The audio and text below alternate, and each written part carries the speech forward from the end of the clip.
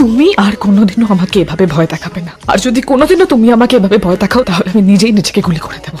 নিতম, আমি সব সহ্য করে নিতে পারবো, কিন্তু আমি তোমার মৃত্যু সহ্য করতে পারবো না। হ্যাপি বার্থডে দাদি। বলছিলাম না স্পেশাল গিফট দিব, এই যে তোমার স্পেশাল গিফট। নিতম, আমার দাদি, সালাম করো। আরে মাশাআল্লাহ মাশাআল্লাহ। পরিচয় করে দিই, প্রিন্স, আমাদের নাবিদ খানের ছেলে। Aryan. Prince, meet my girlfriend Nitu. ও হাই।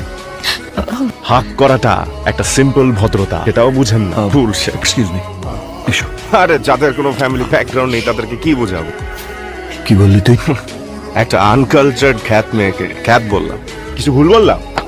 আরিয়ান, তুই যদি গেস্ট না হইতি তাহলে তোর হাত পা বাইধা তোরে সবাই করে দিতাম। যা আরিয়ান, আমি নাভেদ খানের ছেলে প্রিন্স। আমি যদি মুইতা দেই না, এইরকম 4-5টা ভাইয়া এমনি ভাইসা যাইবো। তুই এই আনকালচার্ড মেয়ের জন্য আমাকে ইনসাল্ট করলি, প্রিন্সকে ইনসাল্ট করলি।